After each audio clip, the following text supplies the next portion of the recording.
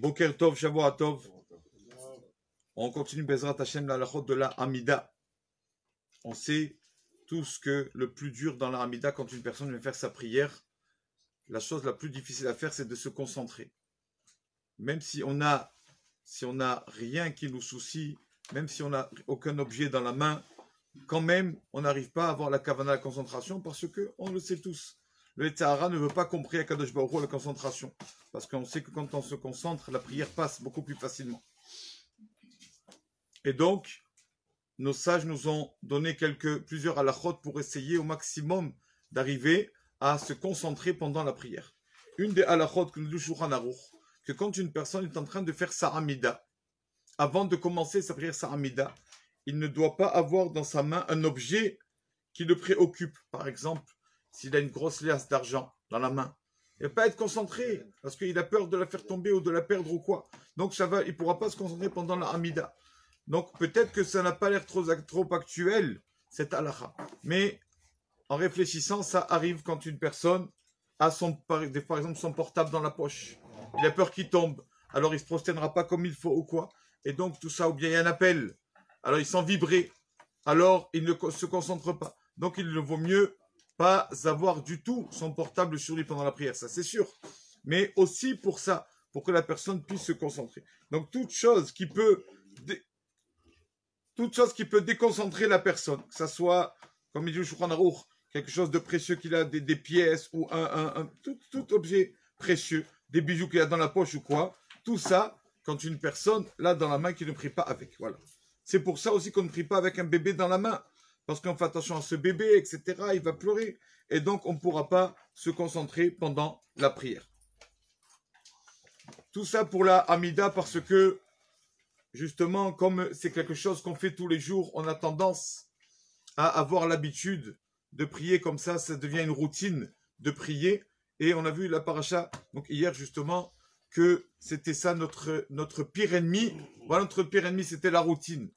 Comme il disait Rabbi Elimelech de Lizensk, une personne, des fois, vient dans ce monde, Hachem a mis une neshama dans ce monde, et il faut à cette personne 40 ans pour casser sa routine. Des fois, il dit 40 ans, il peut faire les choses comme ça parce qu'il a l'habitude, il ne réfléchit pas pourquoi. Et dit là-bas Rabbi Elimelech qu'on doit apprendre de la arnevet, du lièvre.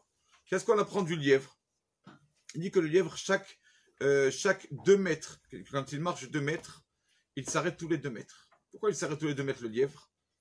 Réfléchis, attends, est-ce que je dois continuer à marcher ou pas? Toujours. Le lièvre s'arrête tout le temps pour réfléchir, attends, est-ce que je fais bien ou pas? Il dit on doit apprendre de lui comme ça. Des fois, des années, on fait la même chose par routine. On réfléchit même pas à ce que c'est bien ce que je fais. Peut-être que je ne devrais pas faire ça.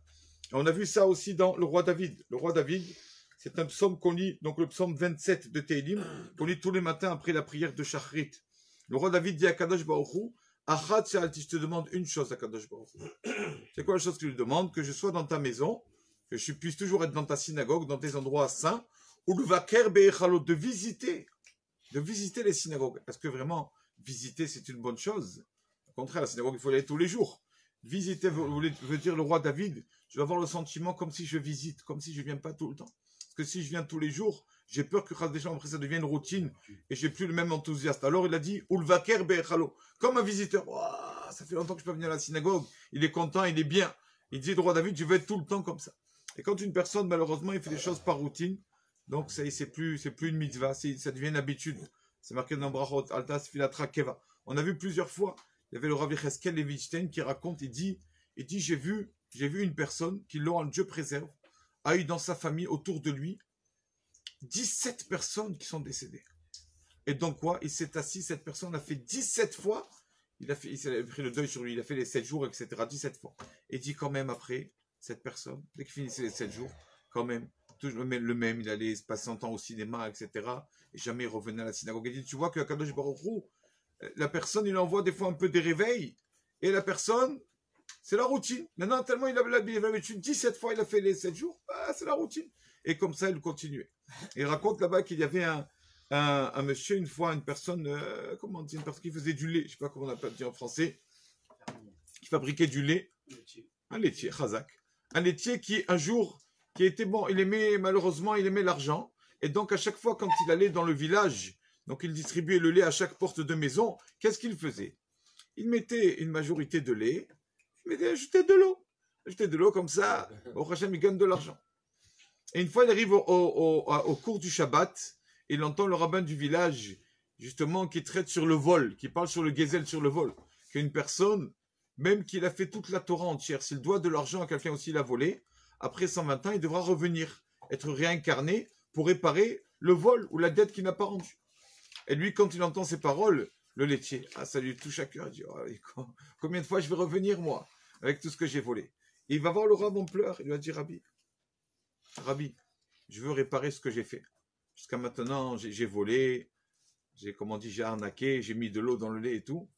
Rabbi, qu'est-ce que je dois faire? Il dit, écoute, tu sais ce que tu fais. À partir de maintenant, Bezrat Hashem, prends sur toi de faire tes chouvas. Fais tes chouvas, repentis-toi. Maintenant, tu mets 100% de lait. 100%. Ça y est, pas une goutte d'eau, et tu penses que tu ne referas plus ça. C'est ça la teshuva. Quand tu reviens à l'endroit de la faute, tu peux refaire la faute et tu ne la fais pas. Repentis-toi, c'est tout, voilà. Au moins déjà fait ça. Et lui, il fait ça. Qu'est-ce qu'il fait? Et il fait mamache, le lait, du pur lait, 100% de lait, etc. Et donc, il commence à recevoir des plaintes. Tous les habitants du village. Toi, ton lait, il est bizarre, là. Ça a changé. Tu as mélangé avec de l'eau. C'est pas le même goût qu'avant. Tu as mélangé avec de l'eau. C'est pas le même goût du lait. Et tout le monde se plaint jusqu'à qu'il en a marre. Il revient voir le Rav. Il dit, Rabbi, vous savez quoi? C'est tout qui est à l'envers, là. Jusqu'à maintenant, je mettais du lait et de l'eau. On m'a rien dit. Tout le monde aimait le lait. Alors qu'il y avait un gros pourcentage d'eau. Maintenant que c'est vraiment du vrai, du pur lait, tout le monde se plaint et dit ce que j'ai mélangé. Tout le contraire, Rabbi. Il a dit, voilà, la koach hargel, la force de l'habitude. Voilà, c'est ça. Ils se sont habitués à ce lait avec de l'eau. Pour eux, c'est ça le vrai lait. Mais pourtant, non. C'était pas du bon lait parce qu'il y avait de l'eau.